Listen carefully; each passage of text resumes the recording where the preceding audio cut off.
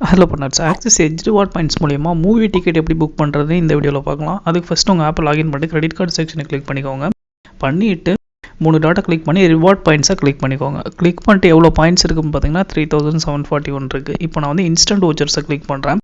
Click பண்ணி search பாரில் வந்து புக் மை ஷோ அப்படின்னு டைப் பண்ணுறேன்.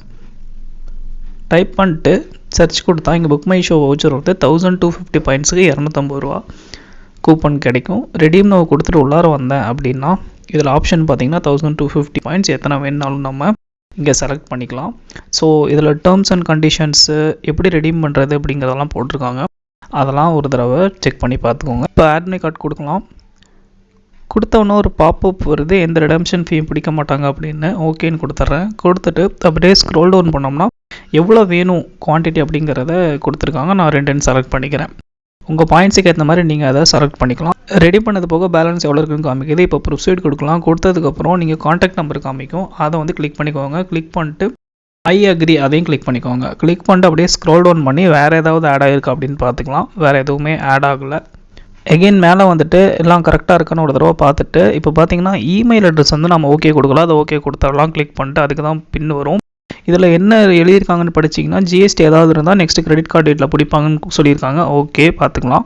நெக்ஸ்ட்டு ப்ளேஸ் ஆர்டர் கொடுக்குறேன். கொடுத்ததுக்கப்புறம் எல்லாம் கரெக்டாக இருக்கான்னு பார்த்துக்கோங்க. பார்த்துட்டு கன்ஃபார்ம் ஆர்டர் கொடுங்க. கொடுத்துட்டோம்னா அவ்வளோதான், ஆர்டர் செம்மறி ஆர்டர் ஆகிடுச்சு. ஓகே, இப்போ புக் மை ஷோ கூப்பன் கோடு வந்து உங்கள் மெயில் ஐடிக்கு அனுப்பிட்டோம் அப்படிங்கிற மாதிரி போட்டிருக்க ரெஃபரன்ஸ் நம்பரோட செக் பண்ணி பார்க்கலாம். இப்போ வவுச்சர் வந்து இன்ஸ்டண்ட்டாக வந்துடும் நீங்கள் போட்டிருக்காங்க. வியூ ஆர்டர் கொடுக்கலாம். கொடுத்துட்டு இங்கே ரிடம்ஷன்ஸ் இருக்குது பார்த்தீங்களா, அதை கிளிக் பண்ணிங்கன்னா இங்கே காமிக்குது ரீசெண்ட்டில்.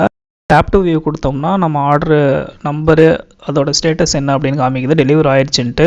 நம்ம வந்து என்ன பண்ணலாம் அப்படின்னா நம்ம மெயிலில் போய் செக் பண்ணி பார்க்கலாம் வந்திருக்கா அப்படின்னு. வந்து ரெஃப்ரெஷ் கொடுத்தா எட்ஜ் ரிவார்ட்ஸ்லேருந்து 2 மெயில் வந்திருக்கு. அதை ஓப்பன் பண்ணி பார்க்கலாம். இப்போ நான் வந்து என்ன பண்ணுறேன்னா ஃபஸ்ட்டு மெயில் ஓப்பன் பண்ணுறேன். ஃபஸ்ட்டு மெயில் ஓப்பன் பண்ணி பார்த்தோம்னா இருக்குது 2 வவுச்சர் கோடும் எவ்வளோ அதோட ஒர்த்து எவ்வளோ வேலிடிட்டின்னு கொடுத்துருக்குறாங்க.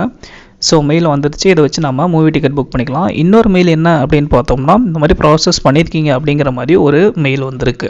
அதோட டீட்டெயில்ஸ் தான் இந்த மெயிலில் கொடுத்துருக்குறாங்க. ஸோ இப்போ நான் என்ன பண்ணுறேன், ஃபஸ்ட்டு மெயிலில் போயிட்டு அந்த வவுச்சர் கோடை வந்து நான் காப்பி பண்ணி வச்சுக்கிறேன். ஜூம் பண்ணிட்டு ஃபஸ்ட்டு வவுச்சர் கோடை வந்து நான் காப்பி பண்ணிக்கிறேன். காப்பி பண்ணிட்டு இப்போ நம்ம என்ன பண்ணலாம், புக் மை ஷோவில் போயிட்டு புக் பண்ணி பார்க்கலாம் ஒர்க் ஆகுதா அப்படின்னு. இப்போ புக் மை ஷோக்கு வந்துட்டு இப்போ என்ன பண்ணுறேன், லக்கி பாஸ்கர் மூவியை புக் பண்ண போகிறேன். இப்போ புக் டிக்கெட்ஸ் கொடுக்குறவங்க எல்லாரும் வந்துட்டு புக் டிக்கெட்ஸ் கொடுத்துட்டு சினிமாஸு டைம் எல்லாத்தையும் செலக்ட் பண்ணிட்டு சீட் நம்பரையும் செலக்ட் பண்ணிட்டு பே கொடுக்குறேன். பே கொடுத்தா ஓகே கேட்குது.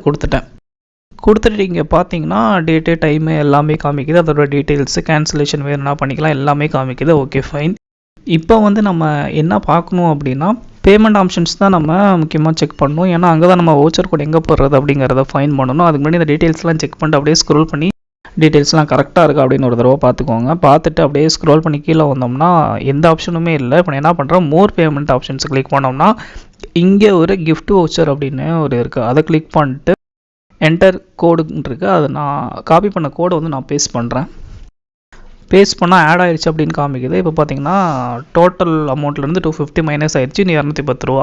ஏன்னா 2 டிக்கெட் புக் பண்ணியிருக்கேன். எகெயின் நான் என்ன பண்ணுறேன், மெயிலுக்கு போயிட்டு இன்னொரு கோடை வந்து காப்பி பண்ணுறேன். காப்பி பண்ணிட்டு அந்த கோடை வந்து அங்கே போட்டு பார்க்கலாம். மொத்தம் 500 ஆச்சு அந்த கோடோட வேல்யூ.